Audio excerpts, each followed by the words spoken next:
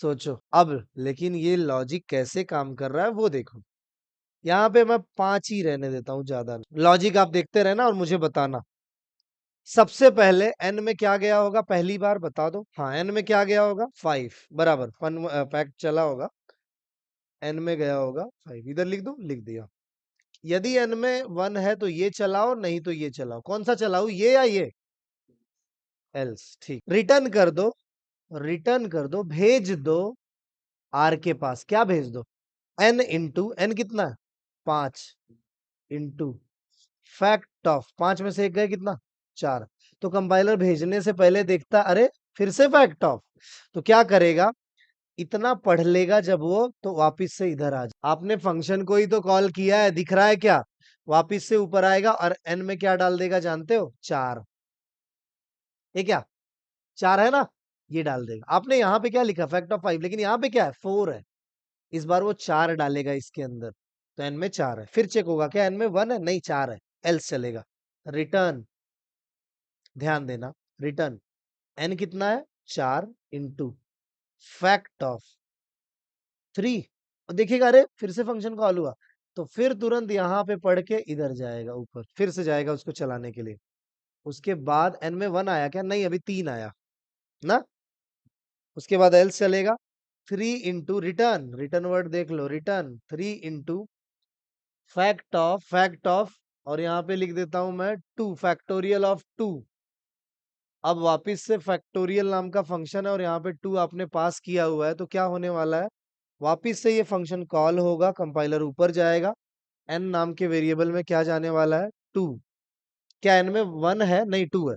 फिर एल्स चलेगा, return 2 into fact of 1। अब फिर कॉल होगा, लेकिन अब कौन सा चलेगा, इफ या एल्स बोलो, इफ। हाँ, इफ चला, एन में क्या है 1, रिटर्न कर दो, क्या क्या रिटर्न कर दो, 1। अब आके आप रुक जाओगे, नहीं तो बार बार चल रहे थे, आ गए रिटर्न 1। तो इसकी वजह से ये रिजल्ट आया ना, किसकी वजह से, इसकी वजह से, इतने पार्ट की वजह से ये रिजल्ट आया। तो ये रिजल्ट इससे रिप्लेस हो जाएगा, किससे, 1 से। अब मुझे बताओ 2 इंटू 1 कितना, 2। रिटर्न 2 किसको, इसको मिलेगा, इसी की वजह से नीचे आए थे ना आप। उसके बाद 3 इंटू 2 कितना, 6। रिटर्न 6 किसको, इसको मिलेगा, इसकी वजह से नीचे आए थे, 6। 6 इंटू 4 कितना, 24। रिटर्न 24 वो इसको मिलेगा। 24 इंटू 5 कितना, 120। और ये कहाँ जाएगा आखिर में, वापिस इधर आएगा, इसकी वजह से आए थे, तो इसमें 120 आ जाएगा, वही प्रिंट होगा। देखे, जितना आप अंदर अंदर जा रहे हो उतना वापिस से आओगे। ऐसा है ये रिकर्शन, तुम्हें समझा? ऐसे का ऐसा लिखो इस प्रोग्राम को। हाँ, आप मुझे सिर्फ एक जवाब और दो, कौन से टाइप का डेटा है आपका? जनरली आपने रिटर्न कौन से टाइप का डेटा किया आर में, इंट टाइप का। 120 तो इंट टाइप का है ना, इसीलिए इधर इंट लिखो। याद रखना, जब आपके फंक्शन के अंदर रिटर्न वर्ड नहीं रहा तो वॉइड लिखना, और रिटर्न वर्ड रहा तो इंट लिखना, याद रखना। लिख लो इसे जल्दी। हाँ, आ रहा, आपको ये समझ में आया? अच्छा, आपसे एक सवाल है, मैं अगर आपसे ये बोलूं, मुझे पहले 10 नंबर्स की एडिशन करनी है, write a program to add first 10 numbers, first n natural numbers. Question ऐसा होता है जनरली, n मतलब 5 10 कितने भी, तो 10 नंबर्स को ऐड करना, 10 प्लस 9 प्लस 8, या फिर 1 प्लस 2 प्लस 3 प्लस 4 से लेके 10 तक करने ऐड कर सकते हो।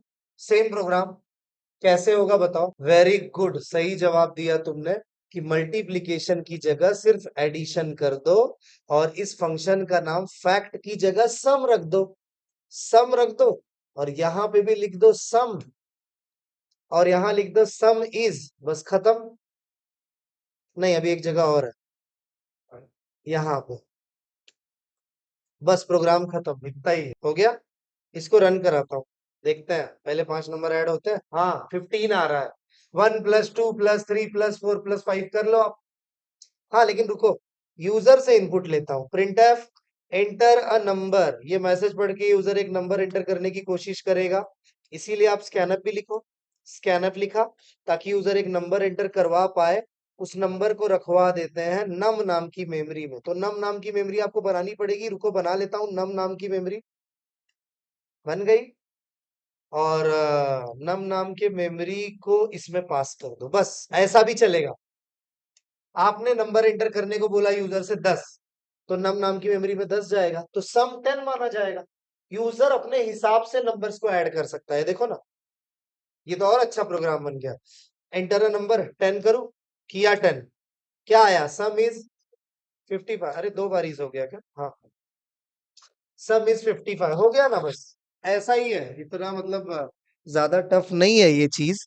तो आप ऐसे भी करा सकते हो, देख लो। और अगर मैं 100 कर दूं तो भी आएगा 100।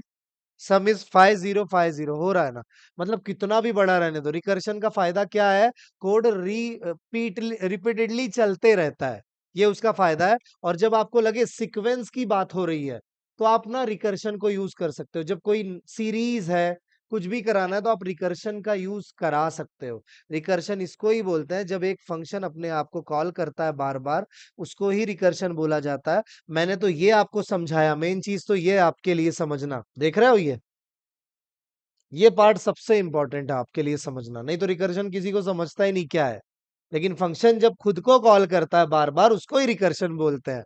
ये चीज आप याद रखो अच्छे से, ठीक है। हो गया ये, चलो अब और आगे चलते हैं। लेकिन एक नॉर्मल फैक्टोरियल का प्रोग्राम कैसे बनेगा बताओ, फैक्टोरियल विदाउट यूजिंग रिकर्शन। ये लॉजिक नहीं, ये तो बहुत आसान था, हटाया। Slash star star slash, comment दे दिया, इसको भी कमेंट मार दू, star slash star slash. Comment देने के लिए ऐसा लिखना पड़ता है, स्लैश स्टार कहां तक देना है, स्टार स्लैश, बस कमेंट। वो लाइन रीडेबल नहीं है अब, ऐसा समझो आपने हटा दी अपने प्रोग्राम से। लेकिन क्या होता है, हटा देने के बाद फिर से कौन लिखते बैठेगा, इसलिए कमेंट देना ज्यादा सही होता है, कल को काम आएगी, फिर से उठा लो।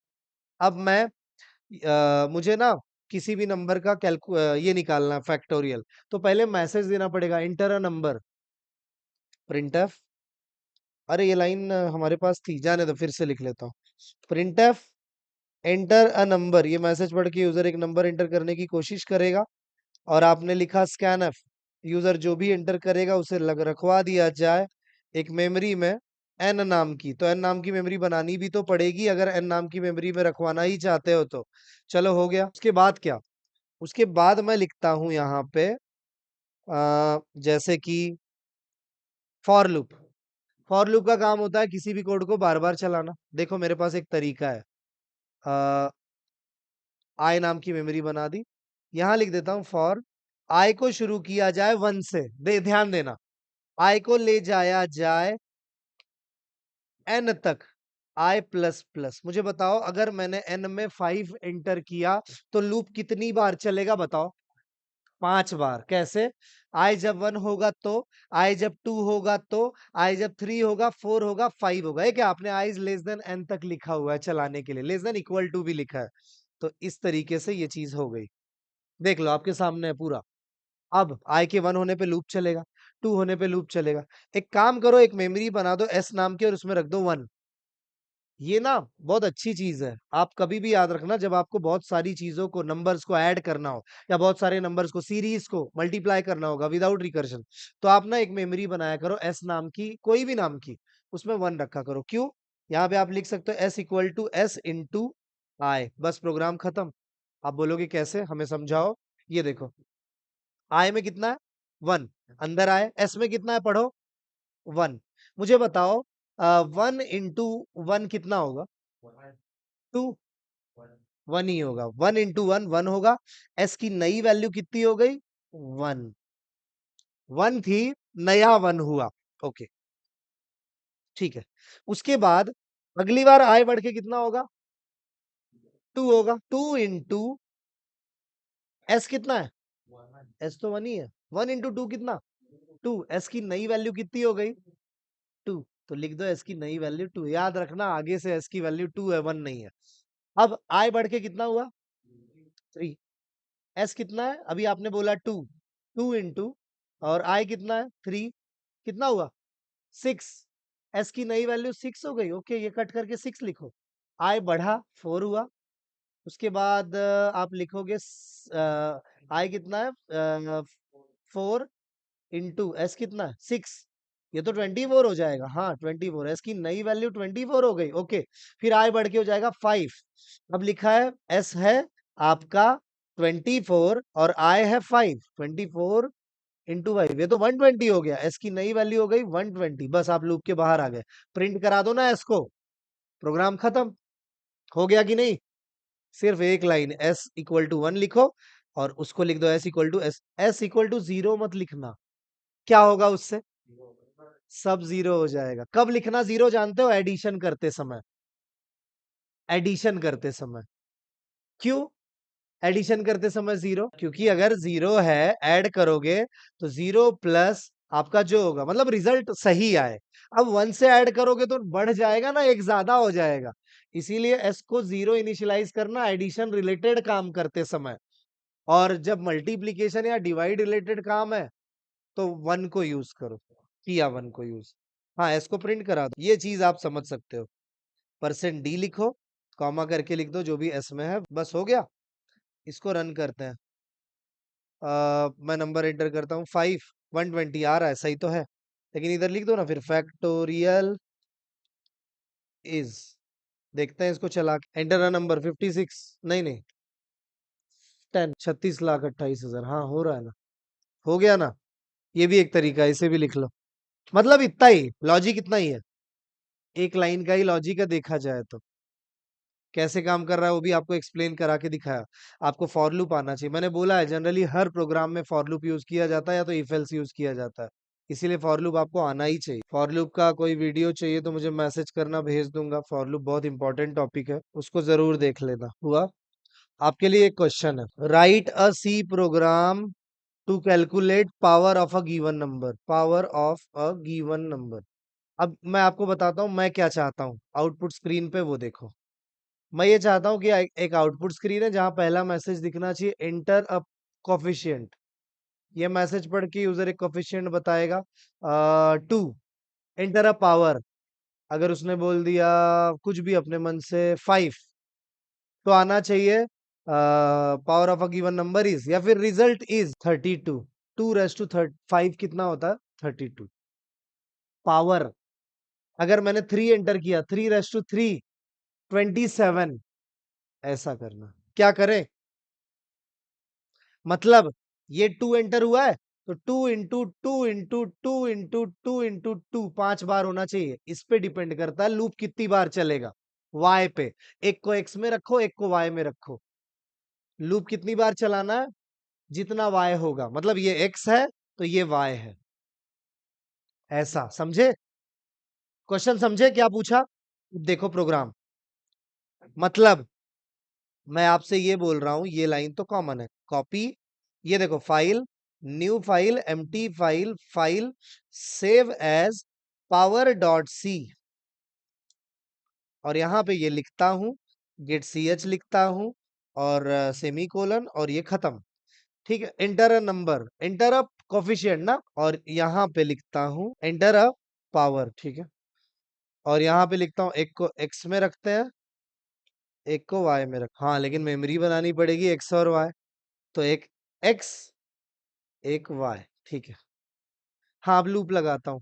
कितनी बार लूप चलाना अभी बोलो, आपने बोला ना। फॉर जितना आप पावर बोलोगे, पावर 9 बोल दोगे तो लूप 9 बार चले। फॉर आई को शुरू किया जाए 1 से, आई को ले जाया जाए वाई तक, आई प्लस प्लस। समझे, चलेगा 9 बार या 5 बार, जितना भी पावर होगा उतनी बार। लेकिन मल्टीप्लाई किससे करवाना है, एक्स से, बराबर है। मैंने अभी आपको बोला था एस में 1 रखवा दो, यहां लिखूं मैं एस इक्वल टू, और उसके बाद क्या, अब आपका मल्टीप्लाई एक्स से हो रहा है, बराबर है। तो s equal to S into x लिख के देखते हैं होता है क्या हमारा प्रॉब्लम, देखते हैं सॉल्व। मुझे एक बात बताओ, आप लोग ध्यान देना भी अच्छे से। एस में कितना है बोलो, 1 है। एक्स में कितना है बोलो, 2। वाई में मान लेते हैं है 5, 2 रेस टू 5 कर रहे हो आप। सबसे पहले आई में 1 है, अंदर आए S into x, S into x करना और एस में ही रखवाना है। एस कितना है पढ़ो, 1। 1 इंटू एक्स कितना है 2, क्या आएगा 2। एस की नई वैल्यू कितनी हो गई 2 लिख देता हूँ। अगली बार आई बढ़ के कितना होगा? अरे आई नहीं लिखा क्या? हाँ आई। पहली बार 1 था, अगली बार आई कितना हो गया? 2। फिर से चला। एस कितना है? 2 है। ये क्या 2? 2 इंटू एक्स कितना है? 2। 4 होगा। नई वैल्यू 4 हो गई किसकी? इसकी नई एस की नई वैल्यू 4 लिख दूं 4। उसके बाद आई बढ़ के 3 होगा। 3। उसके बाद जैसे ही 3 हुआ क्या होगा? एस कितना है? 4 है। 4 इंटू और एक्स कितना है? 2। 8 हो जाएगा। हाँ, तो नई वैल्यू 8 हो गई किसकी? एस की। फिर आई बढ़ के 4 होगा। फिर एस का मल्टीप्लाई एक्स से करना है। एस 8 है, एक्स 2 है, 16 हो जाएगा। 8 इंटू 2 16। एस की नई वैल्यू हो गई 16। फिर आई बढ़ के 5 होगा, अब लास्ट बार चलेगा। फिर से एस इंटू एक्स करना है। एस 16 है, 16 इंटू 2 32। हाँ, अब लूप के बाहर आ जाओ। एस को प्रिंट करा दो, हो गया ना 2 5। देखोगे तो सेम है पिछला प्रोग्राम, बस आपने पिछली बार आई लिखा था, इस बार एक्स लिख रहे हो। सेम पिछला प्रोग्राम है, ध्यान दो। देखते हैं सच में ऐसा है क्या possible. Power of a given number is, result is, कुछ भी लिख, रिजल्ट इज परसेंट डी। इस परसेंट डी की जगह क्या दिखना चाहिए? जो भी एस में होगा। देख लेते हैं चला के। F9 कहाँ गया? दबा दिया मैंने। पावर लिखता हूँ 3 रेस टू 3। हाँ 27 सही तो है। मैं लिखता हूँ 2 9। देखते हैं 2 9 ना 256 नहीं 512 होता है। 2 9 512 512 सही है। 2 10 होता है 1024। 1024 2 10 हो गया ना। आप देखोगे ना पिछला प्रोग्राम और ये प्रोग्राम सेम है, सिर्फ एक लाइन में थोड़ा चेंज है। बाकी एज इट इज प्रोग्राम, इतना बड़ा प्रोग्राम हमने बना दिया एकदम आसान तरीके से। हो गया। समझा पावर ऑफ नंबर का प्रोग्राम? बस ऐसे ही तो होते हैं। इसीलिए आप ये मत समझो टफ है, बहुत आसान है। मैंने जनरली आपको एरेज पढ़ाया होगा, याद है? एरे हो गया है हमारा, स्ट्रिंग्स हो गया है। स्ट्रिंग्स में पैलिंड्रोम और वो दोनों हो चुका है, रिवर्स स्ट्रिंग। उसके बाद मैंने आपको पूरा फाइल हैंडलिंग चैप्टर पढ़ाया, कमांड लाइन आर्ग्यूमेंट्स पढ़ाया, स्टोरेज क्लासेस पढ़ाया, if else, while loop, switch case, for loop. उसके बाद स्टार्टिंग में प्रिंट अप, स्कैन अप, लगभग सारे टॉपिक्स हमारे कवर हुए हैं। एरेज भी पढ़ाया मैंने, 2D array, 1 dimensional array, addition of 2 शायद बाकी होगा मेरे हिसाब से। 2D एरे उसको अगले लेक्चर में पढ़ाता हूँ। अभी है कुछ कुछ टॉपिक्स हैं, बाकी जो नए स्टूडेंट्स हैं वो सुबह आओ, मंडे ट्यूसडे वेडनेसडे को सुबह आओ, मैसेज करना मुझे, मैं ग्रुप में ऐड कर लूंगा। हाँ, बाकी क्योंकि अगर आपको फॉर लूप व्हाइल लूप नहीं आता है तो आपको प्रॉब्लम आ सकती है थोड़ी बहुत, इसलिए ध्यान रखो, थोड़ी अच्छी तैयारी करो। चलो फिर बाय सबको।